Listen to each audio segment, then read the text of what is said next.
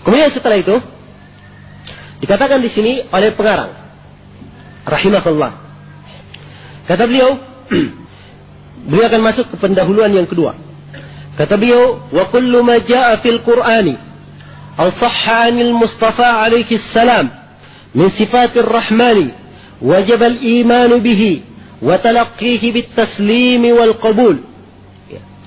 Segala sesuatu yang datang dalam Al-Quran atau sahha 'anil Mustafa, atau haditsnya sahih dari Al-Mustafa, yaitu dari Nabi yang terpilih, ya. Dikatakan Nabi sebagai Al-Mustafa. Nah, beliau yang terpilih, dipilih oleh Allah Subhanahu wa taala. Apa-apa yang datang dalam Al-Quran dan hadits Nabi, sahih dari hadits Nabi, menunjukkan bahwa hadits yang menjelaskan tentang nama dan sifat itu harus hadits yang sahih. Ya, harus hadits yang sahih. Tidak boleh hadits selain dari hadits yang sahih.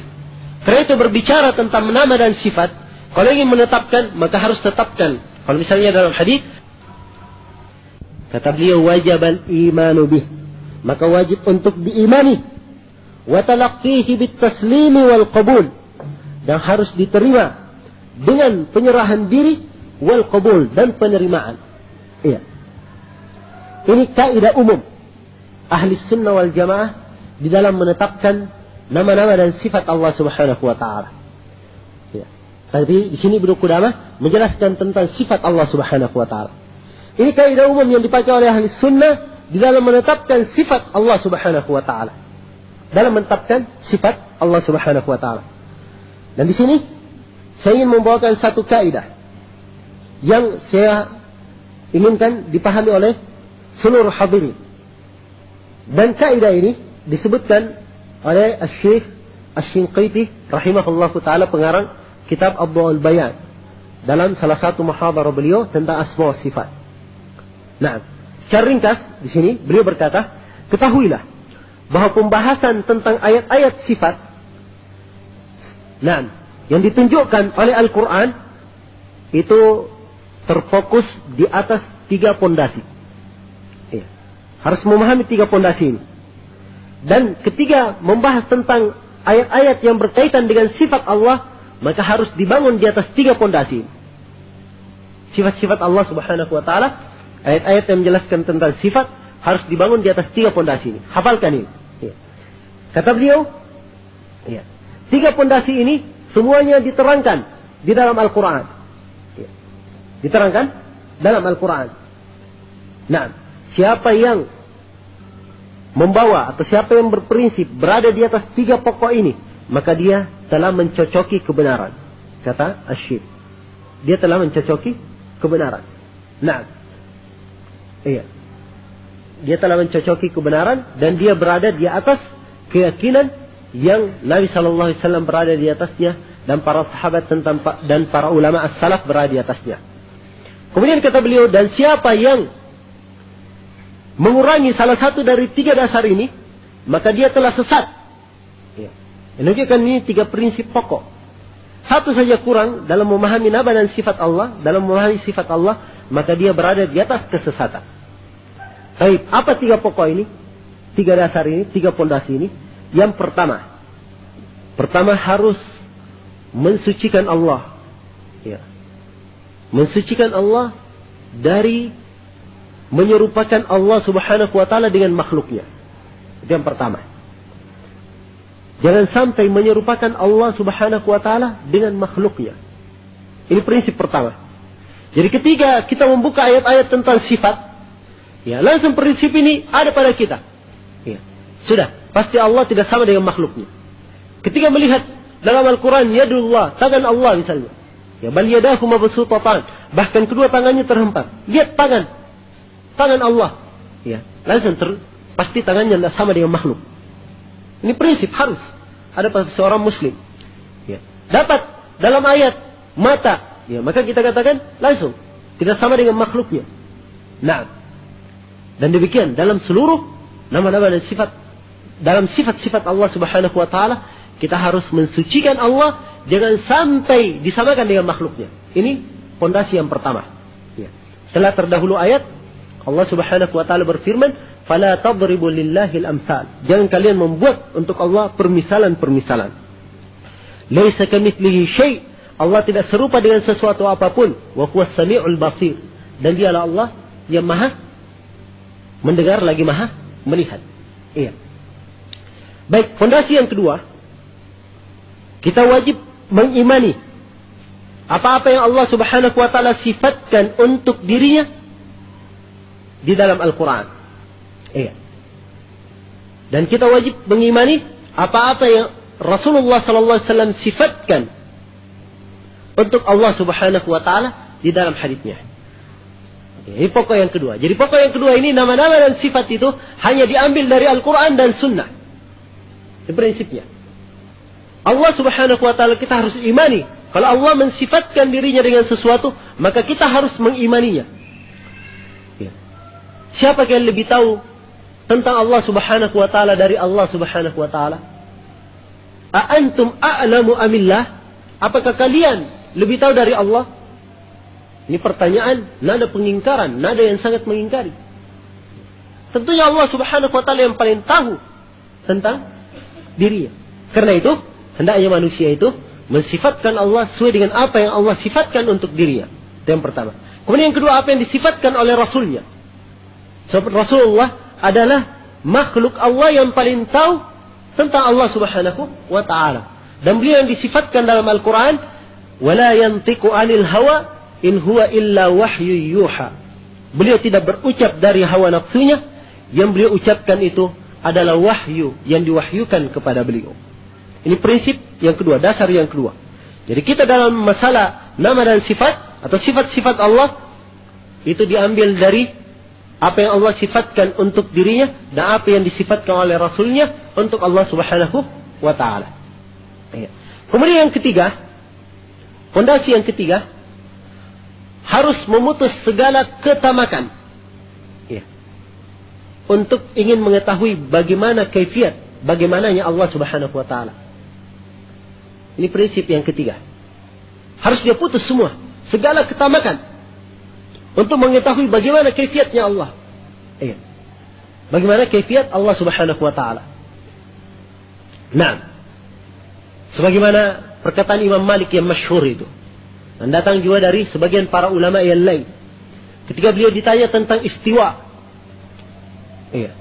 kata Imam Malik rahimahullahu taala, "Na'am, al-istiwa'u ma'lum wal imanu bihi wajib was su'alu anhu bid'ah." Istiwa itu dimaklumi, bersemayam itu dimaklumi dari sisi bahasa. Beriman tentang istiwanya Allah wajib, dan bertanya bagaimana istiwanya, kaifiahnya bagaimananya, itu adalah bid'ah, perkara bid'ah. Kenapa harus ditanyakan? Padahal Allah sudah berfirman dalam Al-Quran, وَلَا يُحِيطُونَ بِهِ عِلْمًا.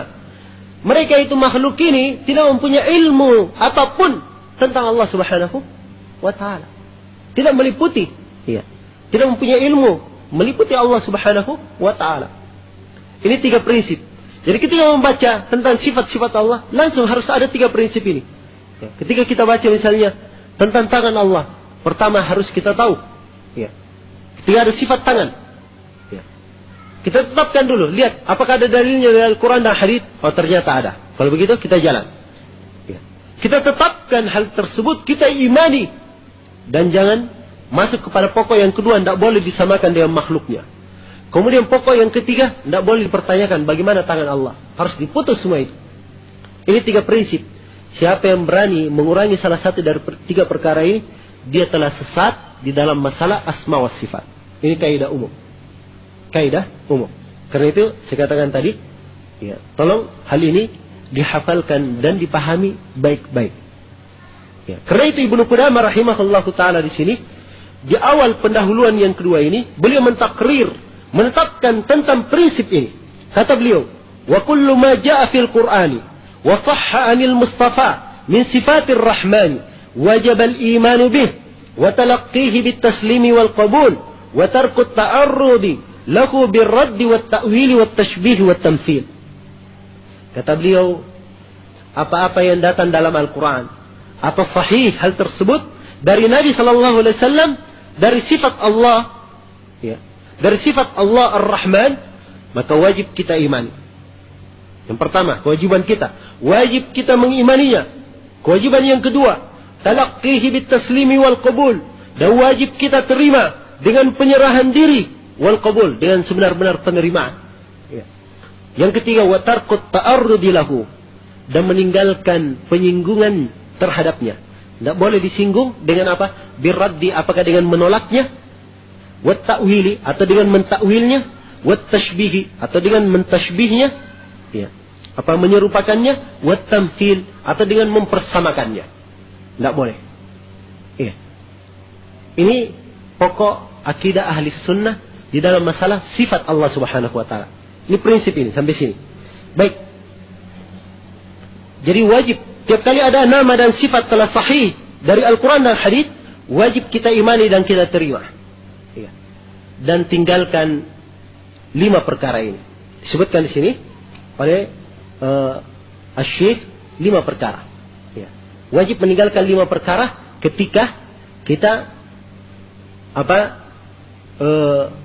datang tentang sifat Allah dalam Al-Quran dan Hadis. Wajib meninggalkan 5 perkara. Perkara yang pertama, ya, adalah ar-rad. Ar-rad di sini yang diinginkan, arti asal ar-rad itu menolak, arti asalnya. Tapi yang diinginkan dengan ar-rad di sini yaitu at-takdzib wal inkar, mendustakan dan mengingkarinya. Ya. Jadi kalau misalnya ditetapkan untuk Allah tangan, ya, maka wajib kita imani, wajib kita berserah diri, ya, kita mengimaninya. Tetapkan Allah Subhanahu wa taala Maha mempunyai tangan. Ya, atau Allah mempunyai tangan. Sebagaimana Allah sifatkan dirinya. Jelas tangannya tidak sama dengan makhluk, tangannya pasti sesuai dengan kemuliaan dan kebesaran Allah. Kan begitu? Nah, di sini tidak boleh dirad, tidak boleh didustakan dan tidak boleh diingkari, tidak boleh dikatakan Allah tidak mempunyai tangan. Tidak ada hakikat itu. Allah tidak punya tangan, tidak punya apapun, tidak secara hakikat, tidak pula secara majaz. Ini mendustakan. Dan orang yang menolak seperti ini, ar-rad seperti ini, hukumnya kafir, keluar dari Islam. Ya, sebab ia mendustakan. Ya. Dan ini bentuk pendustaan terhadap Allah dan Rasulnya. Nah, baik, yang kedua dikatakan tidak boleh ditakwil. Ya, tidak boleh ditakwil. Saya akan terangkan nanti bahwa takwil itu punya 3 makna. 2 makna ada di dalam Al-Quran dan Sunnah. Dan makna yang ketiga adalah makna yang batil. Makna yang batil. Dan yang diinginkan di sini makna yang ketiga, makna yang batil. Yaitu takwil yang diinginkan di sini memalingkan suatu nas, memalingkan nas sifat-sifat Allah Subhanahu wa taala terhadap kepada selain apa yang tidak diinginkan oleh Allah Subhanahu wa taala. Nah, itu mentakwilnya. Jadi dipalingkan dari makna aslinya. Ya, seperti ada yang mengatakan misalnya tangan Allah. Ya. Oh, itu bukan tangan itu. Diinginkan di situ kekuatan. Ya, bukan tangan, kekuatan. Nah, ini memalingkan dari hakikat lafadznya. Hakikat lafadz tangan adalah tangan, kan begitu? Ya. Dimaklumi secara bahasa. Tidak boleh dipalingkan. Memalingkannya itu namanya takwil. Inilah makna takwil yang batil. Ya. Ini harus dijauhi dalam memahami sifat-sifat Allah Subhanahu wa taala. Ya, hukum takwil ini kata Syekh Ibnu Utsaimin terbagi 3. Hukum takwil. Ya. Hukum orang yang mentakwil. Kalau misalnya takwilnya ini ya munculnya dari ijtihad dan niat yang baik, ya. Kalau diterangkan kepadanya kebenaran, dia akan terima. Takwil yang seperti ini diampuni. Ya, dimaafkan. Nah, sebab itu sudah puncak usahanya. Ya. La yukallifullahu nafsan illa usaha. Allah tidak membebani seorang kecuali sesuai dengan kemampuannya. Jadi orang ini mentakwil, dia bertakwil dengan ijtihad, sudah berusaha memahami nas, ya, dengan niat yang baik, tapi jatuh juga dalam kesalahan. Maka yang seperti ini dimaafkan.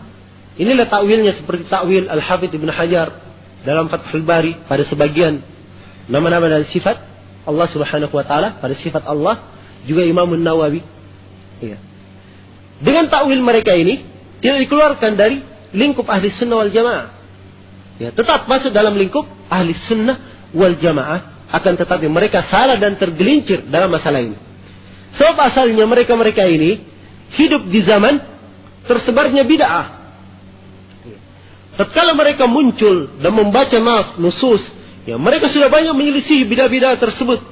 Ya. Tapi dasar ijtihadnya sampai kepada suatu derajat, tapi ia belum lepas juga dari kesalahan. Maka yang seperti ini termaafkan. Baik, yang kedua, takwil yang kedua, hukum takwil yang kedua, kalau takwilnya muncul dari hawa nafsu dan ta'assub dan punya sisi dari bahasa. Dari sisi bahasa. Kadang ada yang mentakwil seperti ini. Kalau dikatakan begini sifat Allah, enggak. Ini secara bahasa bisa bermakna begini. Ya. Maka ini takwil yang seperti ini adalah kefasikan dan bukan kekufuran. Kecuali kalau takwilnya itu mengandung aib dan mengurangi atau merendahkan Allah Subhanahu wa taala, maka itu hukumnya kafir. Ya. Jadi takwil yang kedua ini, hukum takwil yang kedua dirinci. Orang yang mentakwil dari hawa nafsunya dan ta'assub, tapi punya sisi pendalilan dari sisi bahasa. Sisi pendalilan dari sisi bahasa. Ya, orang yang seperti ini, kalau terbatas itu saja, hukumnya fasik, bukan kafir. Kecuali kalau takwilnya itu mengandung nada mengurangi atau merendahkan atau aib kepada Allah Subhanahu wa taala, maka hukumnya kafir. Iya.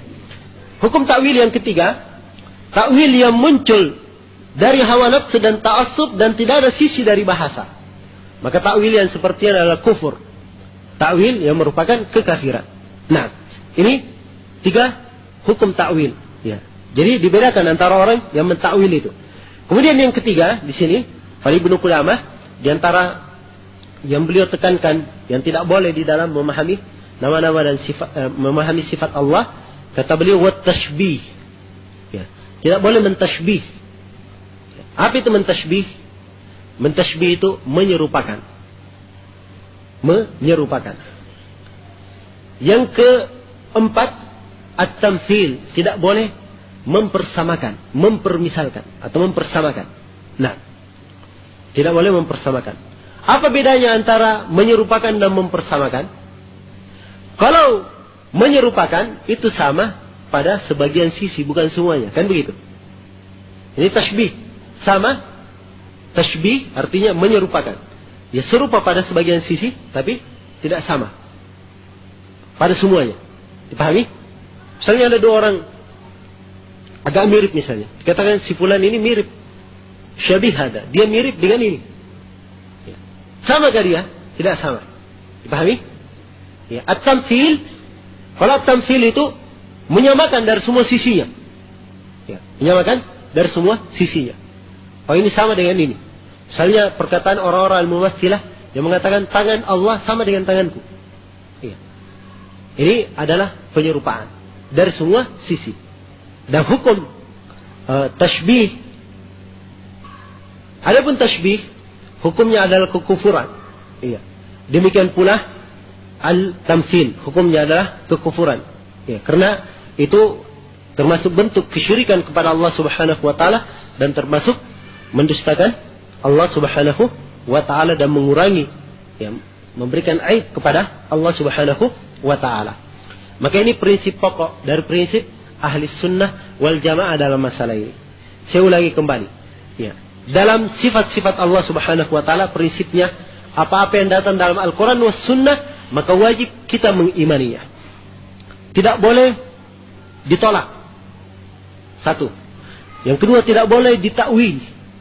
Yang ketiga, tidak boleh ditashbih, diserupakan. Yang keempat, tidak boleh ditamthil, tidak boleh disamakan. Dan yang kelima, ada ta'arrud li kaifiyati sifatillah. Tidak boleh disinggung, ya, dengan bentuk penyinggungan apapun selain dari 4 ini. Ya. Nah, ini 5 perkara semuanya tidak boleh dilakukan dalam sifat-sifat Allah Subhanahu wa taala. Ambil ini sebagai kaidah pokok. Ya. Ambil ini sebagai kaidah pokok. Dan ini dasar atau pokok yang ingin ditekankan oleh Ibnu Qudamah dalam muqaddimah yang kedua ini. Ya. Setelah itu Setelah menjelaskan ini, beliau bawakan dalilnya. Dalilnya ada 3, beliau bawakan. 1 dari ayat Al-Quran, kemudian yang kedua dari perkataan Imam Ahmad, kemudian yang ketiga dari perkataan Imam Syafi'i. Dipahami ya? Saya akan menjelaskan global dulu supaya kita paham kitabnya. Ya. Jadi dalil untuk prinsip pokok ini diambil dari Al-Quran, kemudian diambil dari perkataan Imam Ahmad, kemudian diambil dari perkataan Imam Asy-Syafi'i. Ya. Kita lanjutkan. Kita lihat. Kata beliau rahimahullah, "Wa ma ashkala min dzalika wajaba itsbatuhu lafdhan wa tarku at-ta'arrud li ma'na." Ya. Dan apa-apa yang muskil. Muskil itu saya kira sudah bahasa Indonesia ya. Iskal, muskil, sesuatu yang masih mengganjal. Ya. Ada seorang belum paham sesuatu perkara, maka dikatakan ini muskil. Kan begitu? Ya. Jadi katakan apa yang muskil dari hal tersebut, khususnya dari sifat, dari nama-nama, dari sifat-sifat Allah ini, wajib isbatuhu lafdan, wajib ditetapkan secara lafaz, wa tarkut ta'arrud li ma'na, dan meninggalkan menyinggung maknanya, wa naruddu ilmahu ila qailih, dan kita mengembalikan ilmunya kepada yang mengucapkannya. Ya. Nah, wa naj'alu uhdatahu ala naqilihi, dan kita jadikan tanggung jawab itu di atas orang yang menukilnya. Ya. Jadi kalau Allah yang menyebutkan Al-Quran, kita kembalikan kepada Allah. Allah yang mengucapkan, Allah yang menukilkannya kepada kita. Nah, kalau yang mengucapkan adalah Nabi, ya, maka kita kembalikan kepada Nabi. Ya. Dan Nabi SAW menukil hal tersebut kepada kita. Ya demikian. Jadi apa yang muskil, kata Ibnu Qudamah, maka wajib kita imani secara lafaz dan ditinggalkan ta'arrud, menyinggung maknanya. Kita kembalikan ilmunya kepada yang mengucapkannya, dan kita jadikan uhdah atas orang yang menukilnya. Kenapa? Apa dalilnya tentang hal ini? Kata beliau, ittiba'an li tariqir rasikhina fil ilm, karena mengikuti jalan orang-orang yang mapan dalam ilmu, alladzina athnallahu alaihim fi kitabihil mubin, ya Allah memuji mereka di dalam kitab Allah yang maha jelas, biqaulihi subhanahu wa ta'ala, dengan firman-Nya subhanahu wa ta'ala, warrasikhuna fil ilmi yaquluna amanna bih kullun min 'indi rabbina, dan orang-orang yang mapan kokoh dalam ilmu, mereka berkata kami beriman dengannya, semuanya dari sisi Rabb kami. Wa qala fi dhammi mubtaghi at-ta'wili li mutasyabihi tanzili, dan Allah subhanahu wa ta'ala berfirman, ya, mencerca orang-orang yang menghendaki takwil, orang-orang yang hendaki mentakwil mutasyabih tanzilihi, pada ayat-ayatnya yang mutasyabih. Dalam firman-Nya Allah menyatakan, fa ammal ladzina fi qulubihim zaygun fayattabi'una ma tashabaha minhu ibtigha'a al-fitnah wa ibtigha'a ta'wili wa ma ya'lamu ta'wilahu illa Allah. Adapun orang-orang yang di dalam hatinya ada penyimpangan, ya, zaid itu menyimpang dari kebenaran, dia lari menuju ke kebatilan, itu zaygun. Adapun orang-orang yang di dalam hatinya ada zaygun, penyimpangan, fayattabi'una ma tashabaha minhu, mereka mengikuti apa-apa yang mutasyabih, ibtigha' al-fitnah, karena menghendaki fitnah, wa ibtigha' ta'wili, dan mereka menghendaki mentakwilnya. Wa ma ya'lamu ta'wilahu illa Allah, dan tidak ada yang mengetahui takwilnya kecuali Allah. Iya. Nah, kata Ibnu Qudamah, faja'ala ibtigha' at-ta'wil alamatan 'ala az-zaygi, maka Allah di dalam ayat ini menjadikan orang yang mencari takwilnya, menghendaki mentakwilnya, itu dijadikan sebagai tanda penyimpangan. Wa qaranahu bi ibtigha'il fitnati fid dham, kemudian digandengkan dengan orang yang menghendaki fitnah, digandengkan dalam cercaan. Tsumma hajabahum amma ammaluhu, kemudian Allah menirai mereka, menahan mereka, ya, dari apa-apa yang mereka angan-angankan. Wa qata'a atma'ahum amma qasaduhu, dan Allah memutus ketomakan mereka menuju apa yang mereka inginkan, apa yang mereka maksudkan. Biqaulihi subhanahu, dengan firman-Nya subhanahu, wa ma ya'lamu ta'wilahu illa Allah, tidak ada yang mengetahui takwilnya kecuali Allah. Perhatikan ini ya. Sini ada nusus yang butuh saya jelaskan, dan ini termasuk perkara yang agak rumit di dalam kitab ini. Memang lumatul i'tiqad ini ya di awal-awalnya agak rumit, iya. Dan butuh memahami atau butuh dipahami dengan seksama, ya, diperhatikan dengan seksama kemudian dipahami secara baik. Baik. Sekarang di sini ada beberapa perkara yang perlu saya terangkan. Yang pertama, apa makna ta'wil itu? Apa makna ta'wil? Kemudian yang kedua, apa makna muhkam dan mutasyabih? Apa makna muhkam dan mutasyabih? Ta'wil itu di dalam Al-Quran hanya mempunyai dua makna. Dalam Al-Quran dan hadits hanya punya dua makna ta'wil. Ta'wil yang pertama adalah hakikatus syai' ta'ulu ilaihil ma'na, ilaihal ma'na. Hakikatus syai', hakikat sesuatu yang makna itu kembali kepadanya. Itu ta'wil.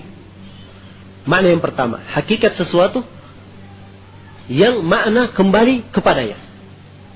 Nah, seperti firman Allah Subhanahu wa taala, perkataan Nabi Yusuf, "Hada ta'wilu ru'yaya min qablu." Inilah ta'wil mimpiku sebelumnya.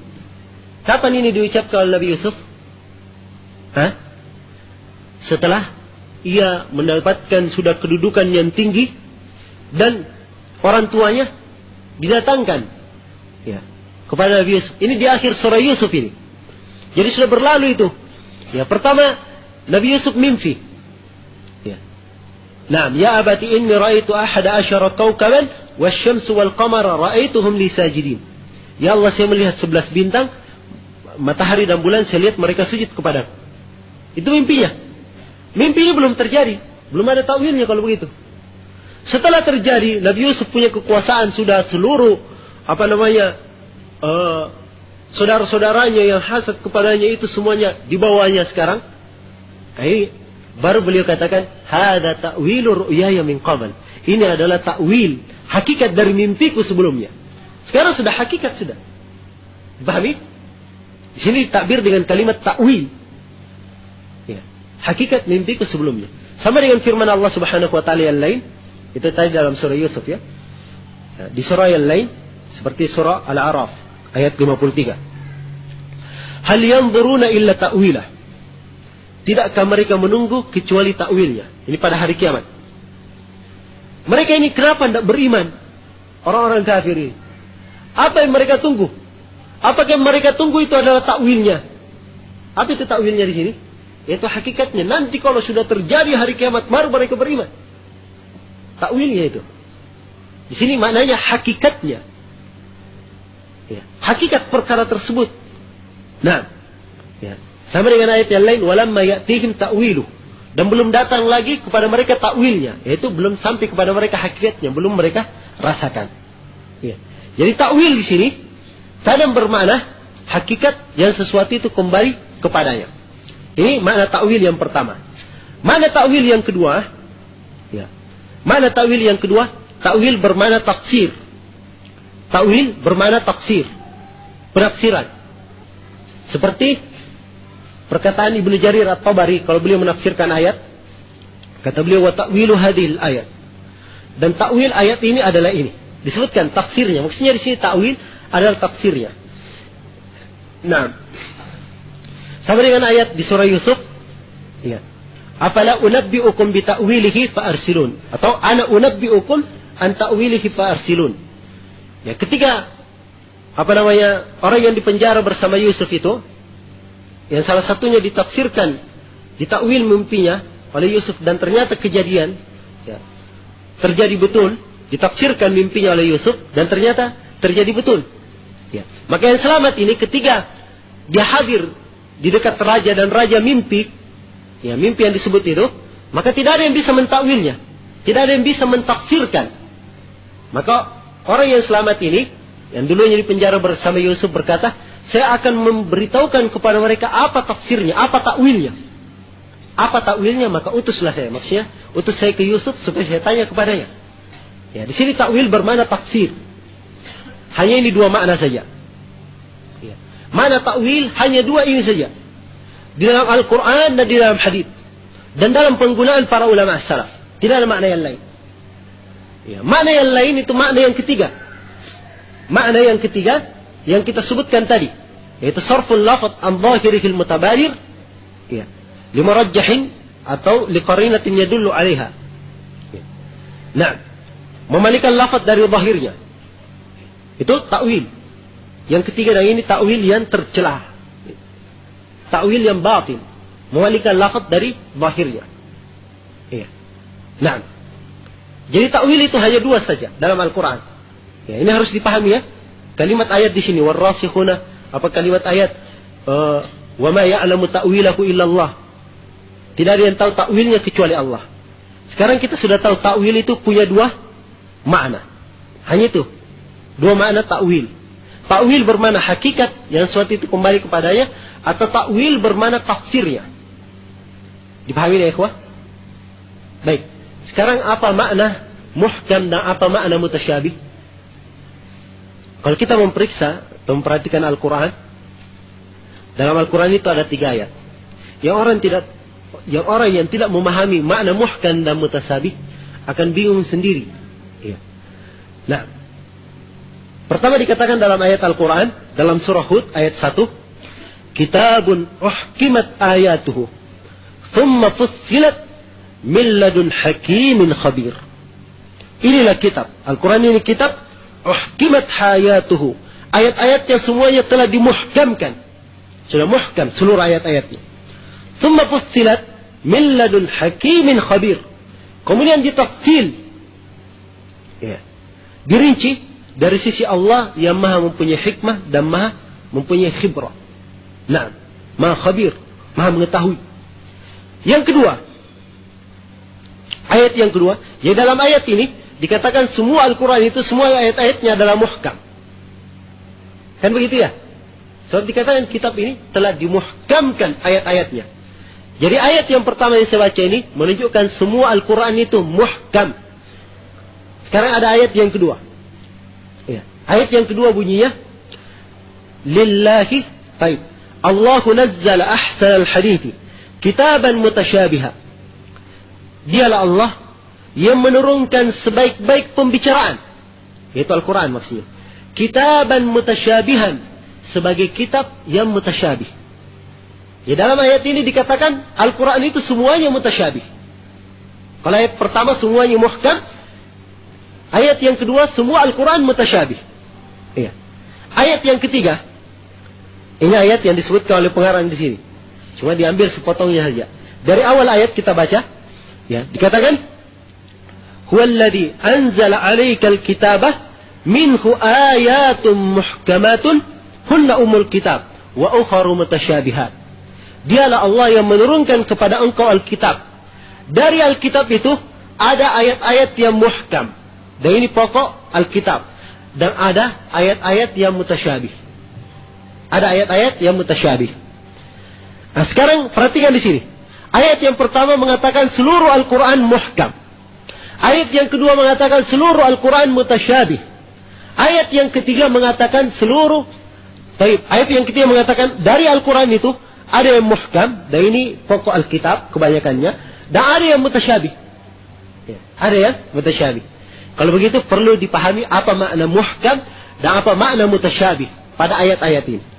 Adapun ayat yang pertama, Kitabun uhkimat ayatuhu, kitab yang Allah telah memuhkamkan ayat-ayatnya. Maksud dari muhkam di sini yaitu bayinan wadihan.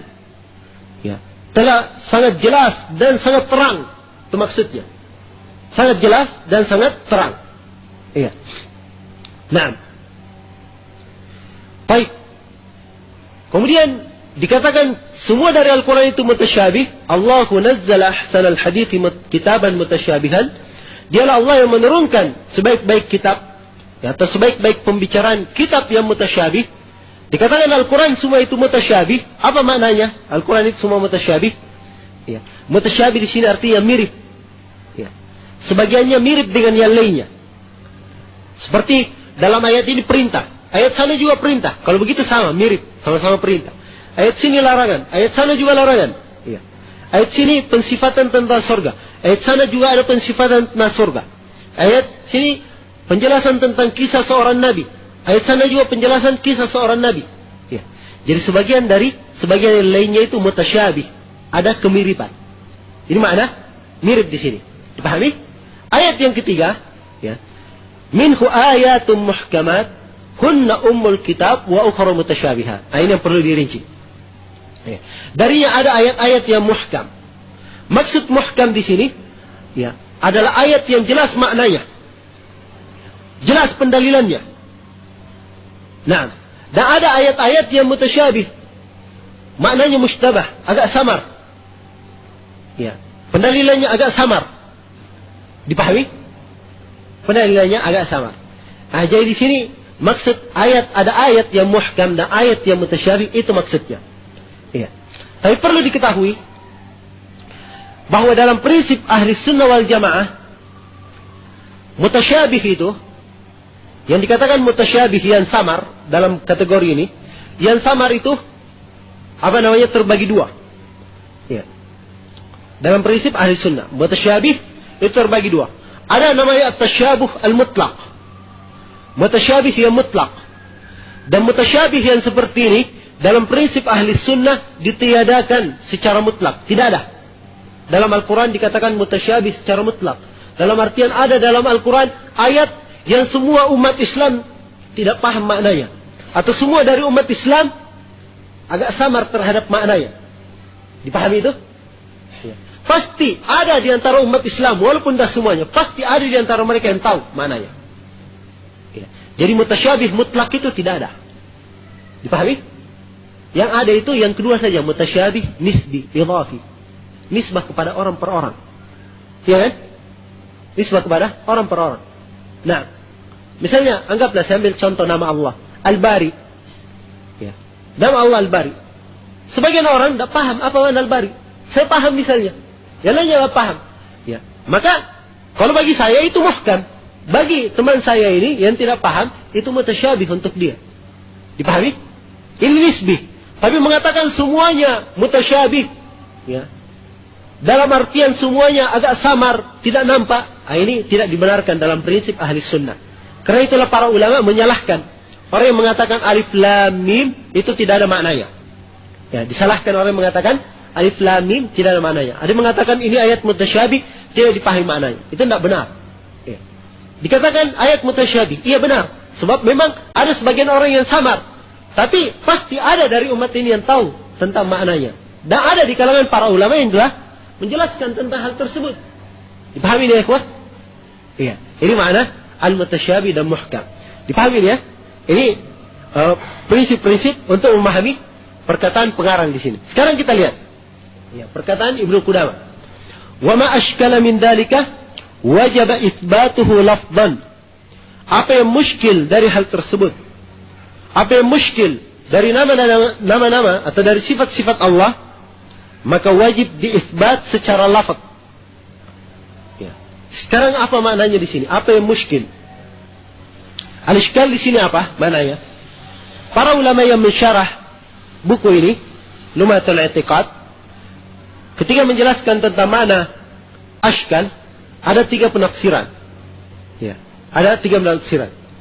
Ada yang mengatakan bahwa muskil di sini, apa yang muskil, yang samar, yang tidak begitu jelas, itu artinya bi'tibar ba'dis sifat. Adalah menurut sebagian sifat saja.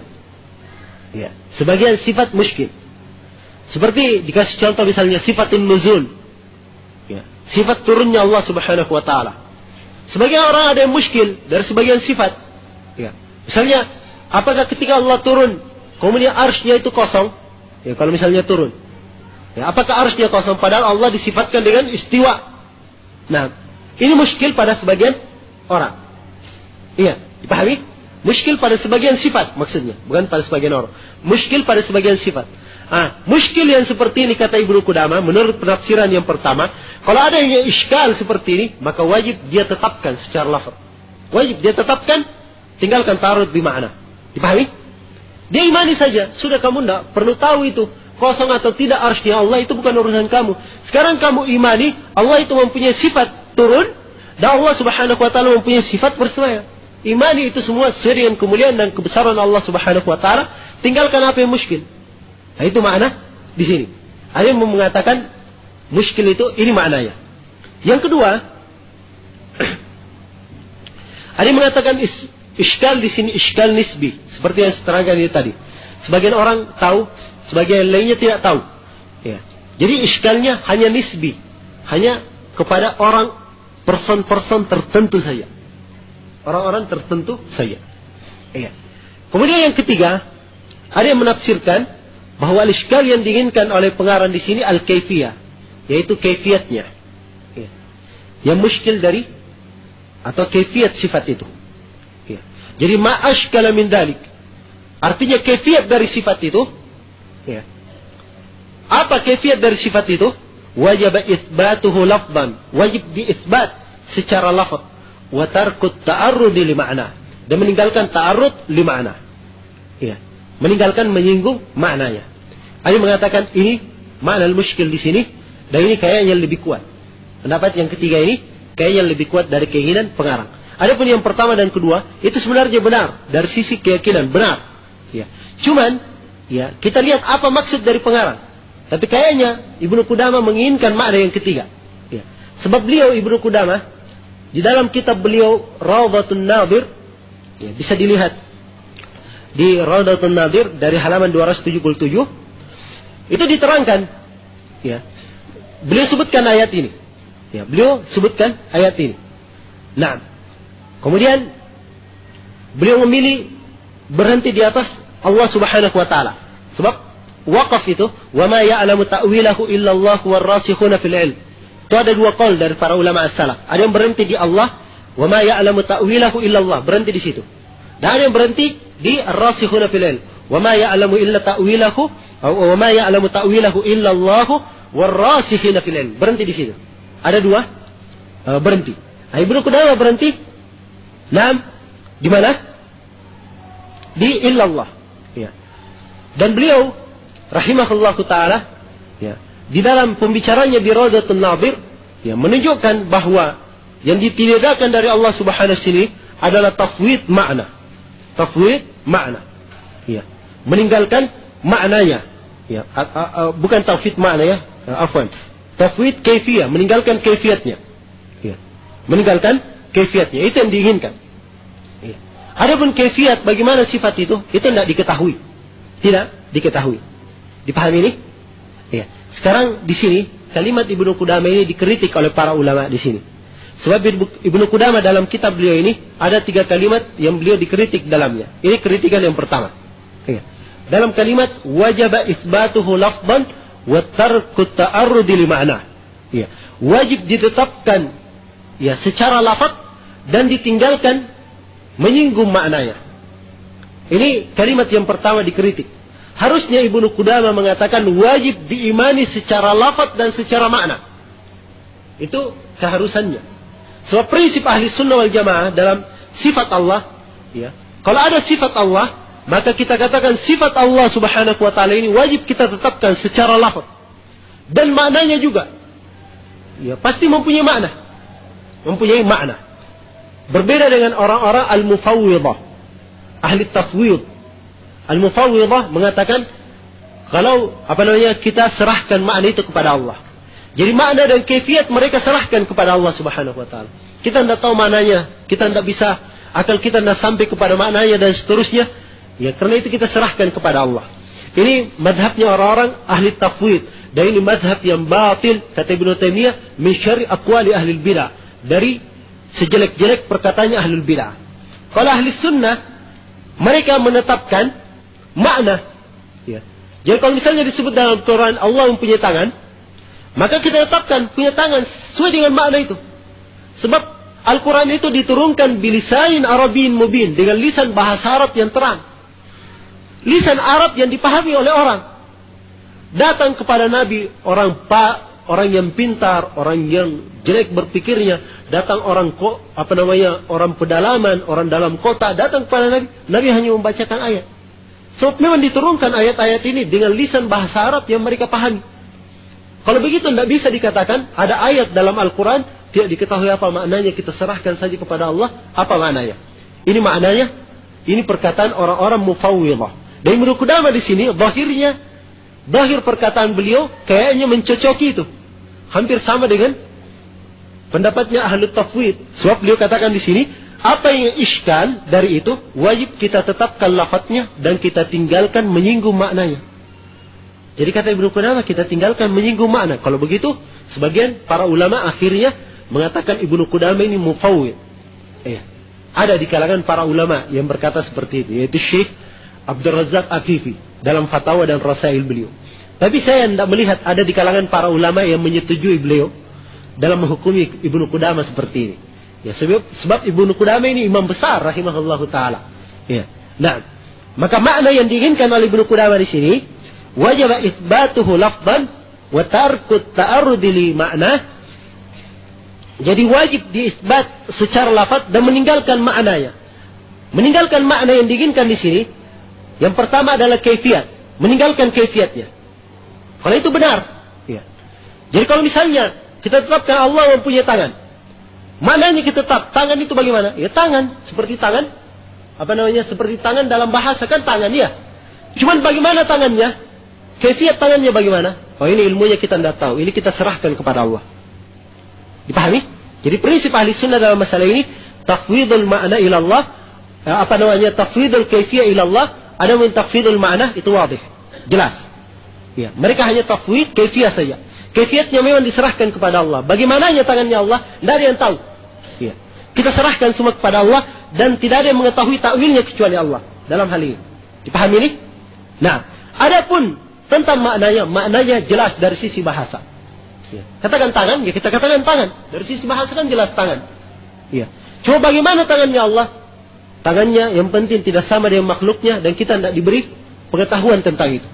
Tidak ada yang mengetahui hal ini kecuali Allah Subhanahu wa taala. Dipahami ya, ikhwah?